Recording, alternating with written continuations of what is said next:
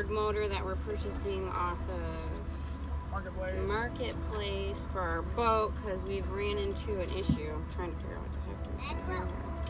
We ran into an issue when we pulled into the marina. Our engine wasn't running, and like in order to bring a boat in and have a boat on the slip, you have to have a running motor. Your vehicle your boat has to be able to move on its own power, and ours is not doing that right now. So we were working on the engine, and we just decided we really need to stop chasing rabbit holes because we're not getting anywhere. We do want to get the engine fixed, but we're scooping up an outboard to put on there to get our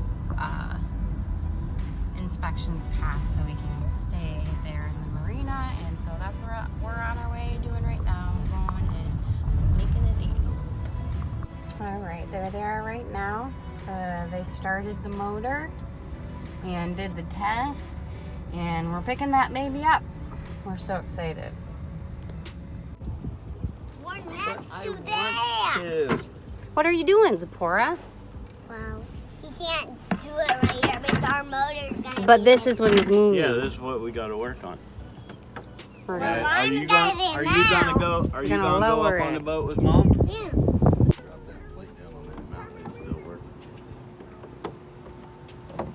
Yeah, I mean, just like stick it on there and try it as it is and see what happens. Putting a big washer on this too? You can on the plywood. Yeah, I think I'll put a big one. You can put a big one on the plywood. It's a lot good too.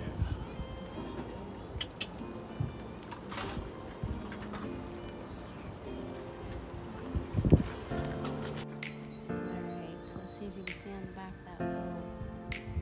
You really can, but you're extending. You turn it around. Anything you need to hold that thing while I tighten the nut up. No. Uriah Hall. You little stinker. Let me know when you think you got it. Sometimes you gotta drive screwdrivers near. Sometimes you can maybe hold it with the channel lock, or maybe.